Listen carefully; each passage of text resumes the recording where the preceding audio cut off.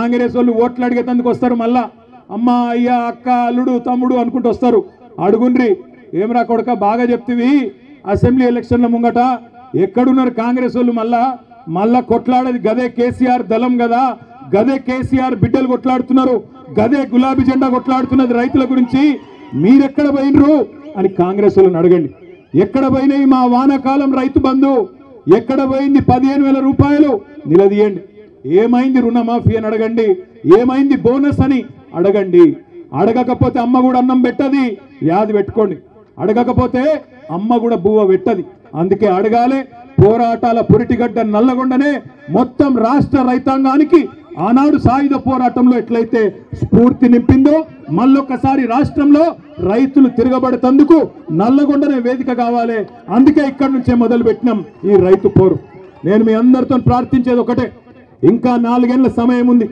ఇక్కడికి వస్తుంటే మహమూద్ అని ఇక్కడనే నల్లగొండ పట్టణంలో ఎంటర్ అవుతుంటే ట్రాఫిక్ వచ్చింది, మా కారు మెల్లగైంది. పక్కకు ఆటో వచ్చి ఆగింది. ఒకటి తమ్ముడు ఆటో నడుపుతున్నాడు, ఆదాబ్ అన్న అన్నాడు. आदाब भाई अंटी क्या नाम है ना, मेरा नाम महमूद है साहब అన్నాడు. क्या हाल है महमूद అంటే क्या हाल है सब बर्बाद है क्या हाल है అన్నాడు. నాశనం అయిపోయినాం. కాంగ్రెస్ ప్రభుత్వం వచ్చినాక రైతులు 410 మంది చచ్చిపోయినరు, గురుకులాల్లో పిల్లలు 55 మంది చచ్చిపోయినరు, ఆటో డ్రైవర్లు 100 మంది చచ్చిపోయినరు, చేనేత కార్మికులు ఇప్పటికి 35 మంది చచ్చిపోయినరు. మొత్తం నాశనం చేస్తున్నాడు సార్ వీడు అన్నాడు.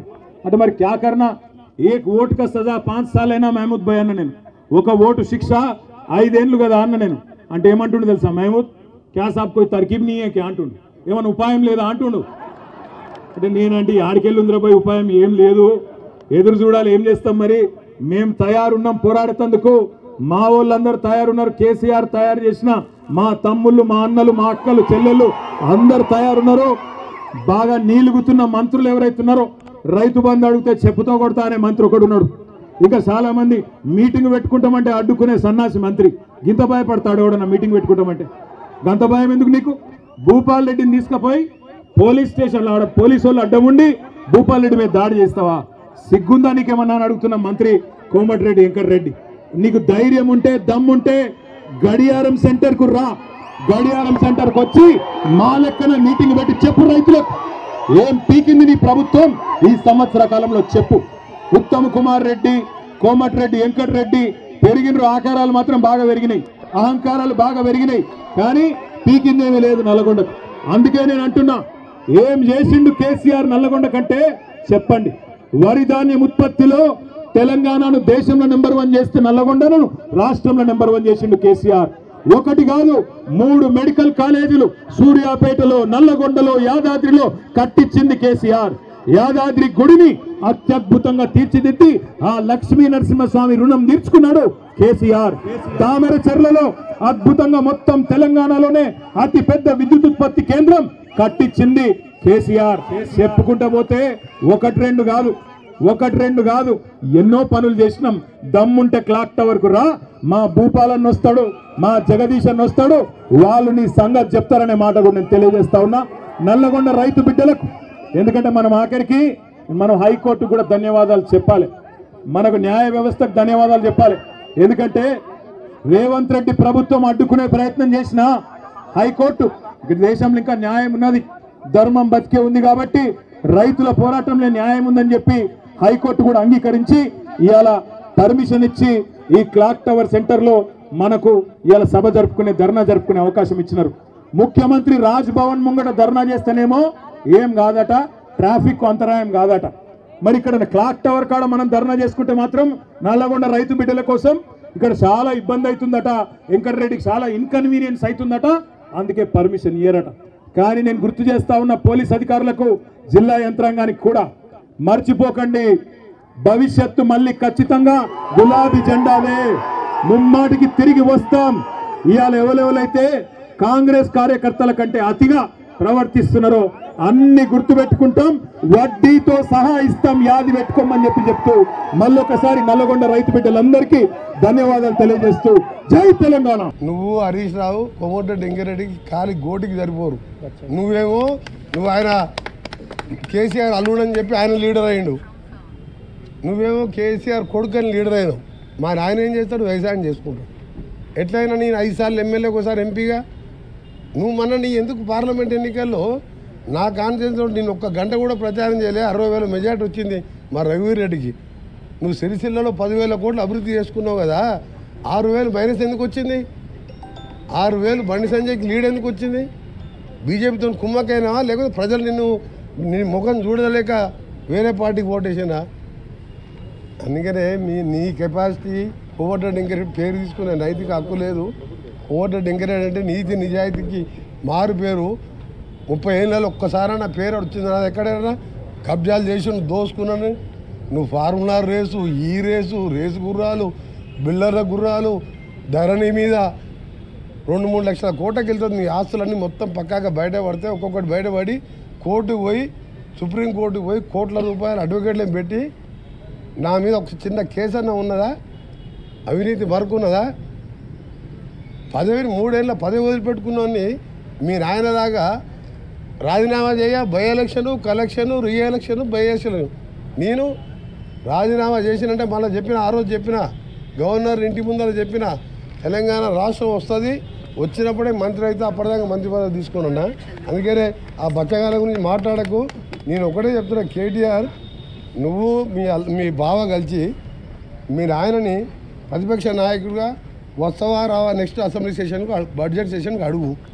రాకుంటే నువ్వు హరీష్ రావు కొట్టుకుంటున్నావు, కత్తులు పెట్టుకొని కొడుచుకుంటారు, నాకు కావాలని. ఆయన ఎట్లా వస్తట్లేడు. మా ముఖ్యమంత్రి గారు మొన్న బాగా చెప్పిండు, కొడంగల సర్పంచ్ 4 రోజులు ఊళ్ళలోకి రాకపోతే తర్వాత వస్తే రాళ్ళ తీసుకొని ఎడబడతారు సర్పంచ్ ఎమ్మడి. ప్రతిపక్ష నాయకుడు 13 నెలలు అసెంబ్లీకి రాకుండా ఏం చెప్పాలి? అవసరం ఆయనకు ఆ పోస్టు? నువ్వు మీ బావ తీసుకొని కొట్లాడు, అప్పుడు మీకు సమాధానం చెప్తావు. నువ్వు ఎమ్మెల్యేవు, నువ్వు డిప్యూటీ లీడర్ కాదు, నీ కార్యవర్గం లేదు. బీఆర్ఎస్ ఎల్పీ కార్యవర్గం లేని కేటీఆర్ జూనియరు వాళ్ళ ఆయన పేరు చెప్పి ఎమ్మెల్యేను, ఆయనకు నేను సమాధానం చెప్పా. కేసీఆర్ బహిరంగ చర్చకు వచ్చి సొరంగ మార్గం ఎందుకు పూర్తి చేయలేదు ఆయన నడవను. గంధమల్ల టెండర్ పిలిచి ఆలేరు బాగుపడితే చూడలేక క్యాన్సల్ ఎందుకు చేసినావు? 50 టీఎంసీలో మల్లాండ సాగర్ 15,000 కట్టికి కమిషన్ తిని ఎందుకు ఆలేరుకు భువనగిరికి నీళ్ళు ఇవ్వలేదు? మా మూసి ప్రక్షాళన అప్పుడు చేయలేదు, ఇవాళ మేము చేస్తారంటే దాన్ని అడ్డుకుంటున్నారు. అదే ఇవాళ బీజేపీ వాళ్ళు యమునా క్లీన్ చేయలేదు, యమునా మూసి కంటే మూసి డేంజర్ ఉంది. ఆడ కేసీఆర్ మన కేజ్రీవాల్ది కటౌట్ పెట్టి ఆ మురికిలో యమునాలో ముంచి తెలుస్తున్నారు. బీజేపీ వాళ్ళు మేనిఫెస్టోలో పెట్టిండ్రు, రేపు భద్రం మా గవర్నమెంట్ రాగానే యమునాని క్లీన్ చేస్తామని. ఇక్కడనేమో మూసిని క్లీన్ చేస్తామంటే కిషన్ రెడ్డి, బండి సంజయ్ వీళ్ళందరూ ఏసీ రూములు తీసుకొని ఆ మూసి కాలు వెంబడి ఏసీలు పెట్టుకొని అలా వండుకుంటారు. మేమే మూసి చేసుకోవద్దు. యమునాలో మాత్రం మేనిఫెస్టోలో మూసి క్లీన్ చేస్తామని పెడతారు. నమామి గంగా చేసినాం, సబర్మతి చేసినాం, యమునా కూడా చేస్తాం. ఇవాళ బీఆర్ఎస్ వాళ్ళకు మూసి గురించి అసలు దాని మీద అవగాహనే లేదు. ఫ్లోరైడ్ మూసి అన్నీ నాశనం చేస్తేనే 11 సీట్లు దేశంలో ఎక్కడ కూడా అంత మెజార్టీ రాకుండా ప్రచారం చేయకుండా మా ఎమ్మెల్యే అభ్యర్థిని గెలిపించినంటే 10 ఏళ్ళు మా జిల్లాని నాశనం చేసినావు. కాబట్టి కేటీఆర్ నీకు మీ నాయనకు మా నల్గొండ ప్రజల ఉసురు తగిలే పాపం పండి మీరు పోయినరు. ఎంతసేపు తిట్టిపిస్తారని ఆయన పనికిరాదని తిడితే కూడా టైం వేస్ట్ కదా. మళ్ళీ ఇప్పుడు తిడితే మళ్ళీ పోయి ప్రెస్ చేసుకోవాలి.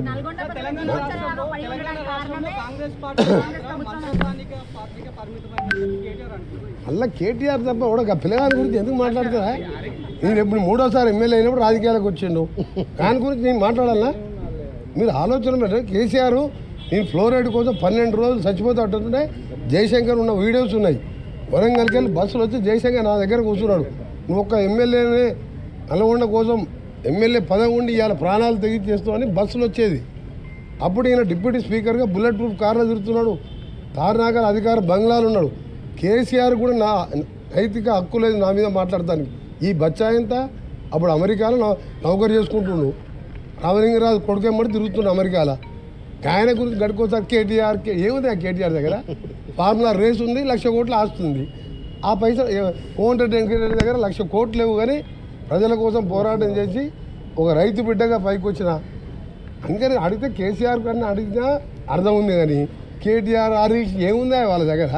దోసుకున్న సొమ్ము ఉంది, ఆందోళనని బెదిరించి వసూలు చేసుకున్న సొమ్ము ఉంది. మీ సీఎం సెక్రటరీ వాడకుండా ఇంటికి మంత్రులను తెప్పించుకొని అవమానపరుస్తున్నట్టు హరీష్ రావు ట్వీట్ చేసిండు. మళ్ళీ హరీష్ రావు అంటారు మీకు. దానికి ఒక డిప్యూటీ లీడర్ ఉంటాడు.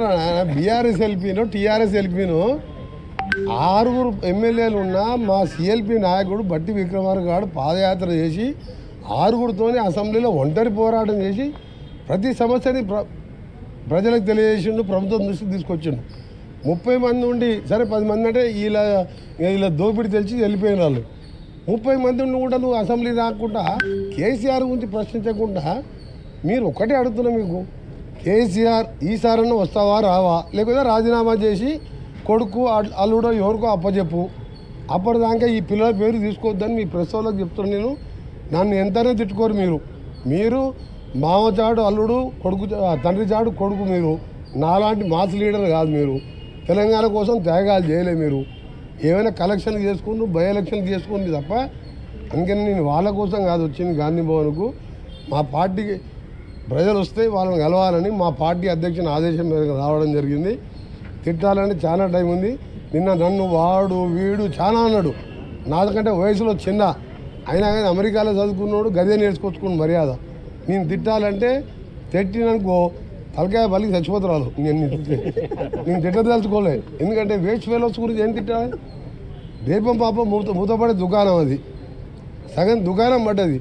9 అసెంబ్లీ పార్లమెంట్లో 3వ స్థానం 7 డిపాజిట్ పోయింది. 10 సంవత్సరాల అధికారం ఉండి లల్లు ప్రసాద్ పార్టీ నయం ఈయనకంటే. లల్లు ప్రసాద్ జైల్లో ఉన్న కొడుకు 30 ఏళ్ళ పిల్లగాడు ఇవాళ ఎన్ని ఎంపీలు గెలిచిండు, ఎన్ని ఎమ్మెల్యేలు గెలిచిండు. జైలు పోకున్న బయట ఉన్న కేసీఆర్ ఒక్క పార్లమెంట్ గెలవలే, 16 గుండు చిన్న 7 డిపాజిట్ పోయింది. ఇంకా నీ పార్టీ అతను నేను ఆ ప్లేస్లో ఉంటే ఎప్పుడో ఆ పార్టీని మూసేసుకొని ఎగ్జామ్ చేసుకునేవాడిని పోయి.